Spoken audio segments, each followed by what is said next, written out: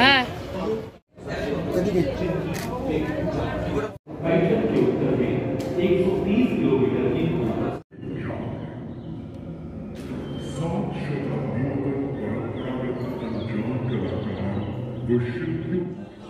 আমি photography exhibition করছি বছর 5।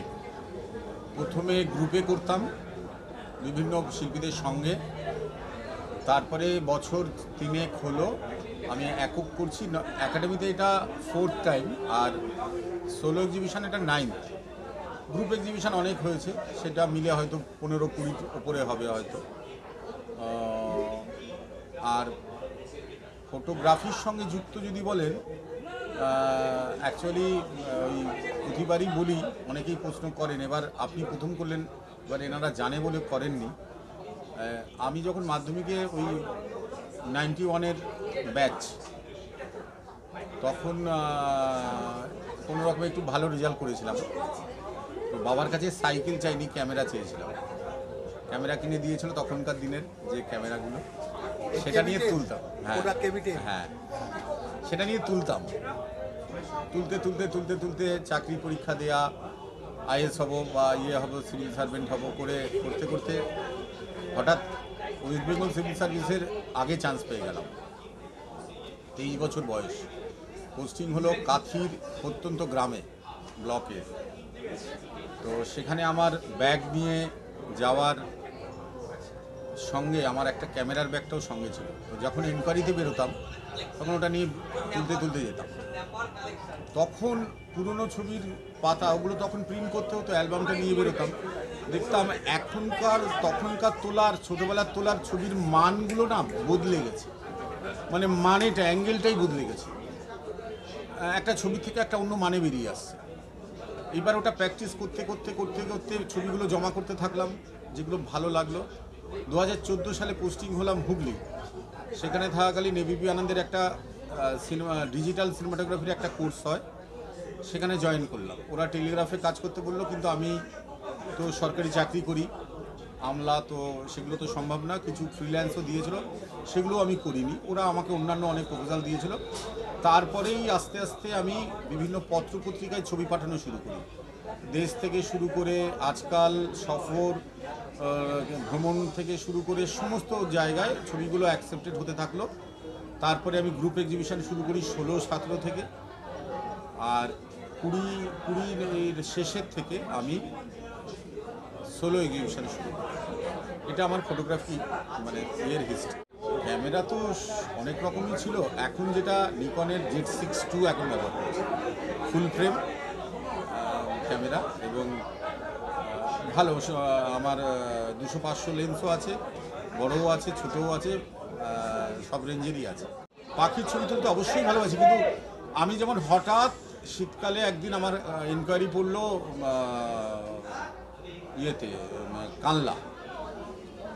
কানলায়। আমি শুনেছিলাম ওখানে একটা জায়গায় পাখি আসে। তো ওখানে এক ফেসবুক ফ্রেন্ডকে ফোনে যোগাযোগ করলাম, সে আমাকে অ্যাপয়েন্ট করলো। তার বাড়িতে গিয়ে ব্রেকফাস্ট খেয়ে পাখির ছবি তুলতে গেলাম, এবং বেশ কিছু পেলাম। কিন্তু ওনারা বললেন আপনাকে আসতে হবে আরও ভোরে। তো এখানে বাড়িতে হঠাৎ করে তোলা কিছু আছে, কিন্তু পাখির যে বিভিন্ন মুড, তার ছবি আমার কাছে আছে অল্প, সেগুলো নিয়ে আমি করিনি।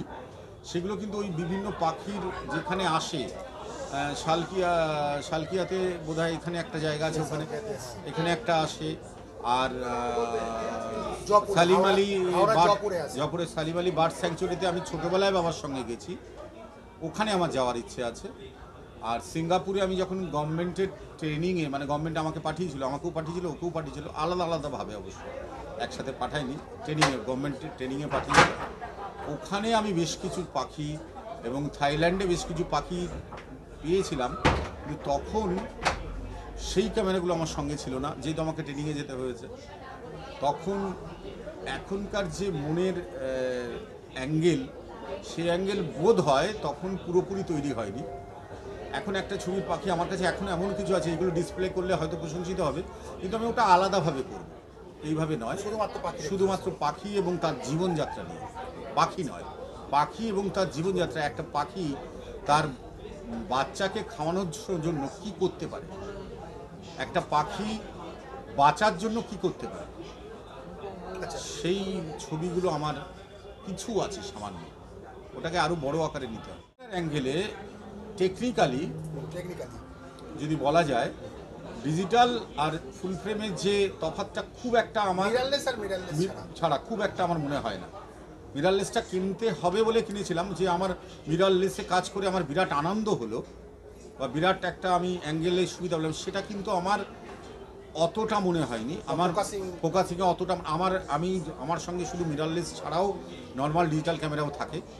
আমার যেরকম মনে হয় যে ওটা আমি অ্যাঙ্গেল বুঝে, আমার লেন্সের কভারেজ বুঝে আমি কাজটা করি, এবং শাটার স্পিড এবং আলো। এখানে মিররলেস বা ইয়েতে আমি এখনও ওই টেকনিক্যাল জায়গায় শিল্পসত্তার সুবিধার তারতম্য পাইনি। কারণ হলো মিররলেস শব্দটা একটা কিছুটা পালকের মতো মাথায়। আমার কাছে মিররলেস আছে মানে আমি দামি ফটোগ্রাফার।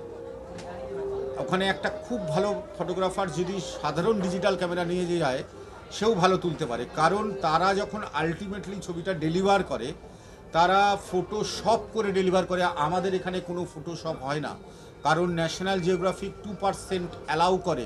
আমি ন্যাশনাল জিওগ্রাফি ছবি পাঠিয়ে রিজেকশন হয়েছিল, কারণ সেখানে 3.21% হয়ে গেছিলো কোনো এডিটিং চলে না।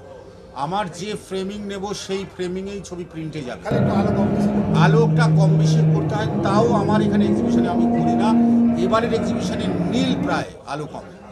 আমি আলো কমে যেই ফেলছি, আমার কম্পিউটারে আমার ল্যাপটপে ফেলছি, সন্তু বলছে কি এডিট করবেন, এটা তো অলরেডি এডিটেড। অ্যাকচুয়াল সেই ক্ষণটাকে ধরা, সেই দিনটাকে যদি ঠিকঠাক আলো পাওয়া যায়, এটা তো সেই অন্ধকারটা যদি ঠিকঠাক পাওয়া যায়, ক্যামেরা জাদুর মতো কথা বলবে। এটা কিন্তু আমার অনুভূতি ক্যামেরা নিয়ে, কারণ আমি একসঙ্গে 3-4টে ক্যামেরা নিয়ে বেরোই। যখন আমি বেরোই তাতে সব রকম থাকে, কোনটার থেকে যে কোনটা বেরোবে সেটা বলা মুশকিল।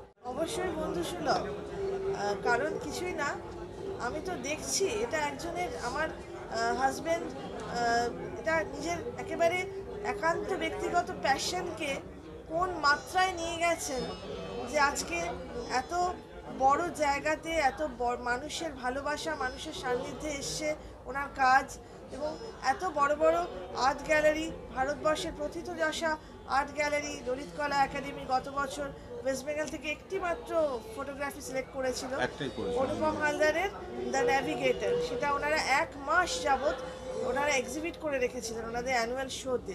এবার এখন যেমন সবচেয়ে খুশির খবর আপনাদের সঙ্গে এক্ষুনি শেয়ার করলাম আমরা, যে জাহাঙ্গীর আর্ট গ্যালারি মুম্বাই, আরেকটি প্রথিতযশা ভারতবর্ষের অন্যতম আর্ট গ্যালারি, তারাও অনুপমের 4টি ফটোকে সিলেক্ট করেছেন। এই যে এত কষ্ট, পরিশ্রম, কষ্ট মানে কি, নিজের এই আমলাগিরির সমস্ত বৃত্তের বাইরে বেরিয়ে এসে আবার রাত জেগে জেগে এই কাজগুলো করা, খুব মাইনিউটনেস এবং খুব পারসিভারেন্স দরকার, প্রচণ্ড অধ্যবসায় পরিশ্রমের দরকারের জন্য এই যে এত বছর ধরে করেছেন। এবং স্বীকৃতি এটাই, আপনাদের ভালোবাসা, সকলের কাছে সম্মান পাওয়া, এই যে স্বীকৃতি পেয়েছেন তাতে আমি সত্যিই খুব গর্বিত। এবং আমার ভীষণ ভীষণ আনন্দ হয় ভাবতে যে আমি ওর পাশে থেকেছি, ওর জার্নিটা কাছ থেকে দেখেছি। আমি ফটোগ্রাফির মানুষ নই, কিন্তু ফটোগ্রাফি তো অবশ্যই ভালো লাগে। খুব সুন্দর একটা আর্ট, যেটা আজকে চিত্রকলা, স্থাপত্য সব কিছুর সঙ্গে অ্যাট পার ওয়ার্ল্ড ফটোগ্রাফিকে, আলোকচিত্রকে সেই জায়গায় নিয়ে এসছে। ডাইমেনশন অফ আর্ট হিসেবে ফটোগ্রাফি আজকে at per with art, painting and sculpture. সেই জায়গাতে দাঁড়িয়ে আজকের দিনে তাকিয়ে দেখছি আমরা যে ভবিষ্যতে ফটোগ্রাফি আরও ফ্লারিশ করবে। আমরা আশা করছি না শুধু, আমরা দৃঢ় আমাদের বিশ্বাস যে ভবিষ্যতে ফটোগ্রাফি আরও ফ্লারিশ করবে, এবং অনুপম আরও বড় জায়গাতে তার ফটোগ্রাফিকে নিয়ে যেতে পারবে, আরও বিভিন্ন মানুষের সামনে, আরও দেশের বৃত্তের বাইরে বিদেশেও নিয়ে যেতে পারবে। এবং আপনারা সঙ্গে থাকবেন নিশ্চয়ই, আপনারা আসবেন, আপনাদের সহযোগিতা থাকবে, তাই আশা করছি। আর আমার ভীষণ ভালো লাগছে।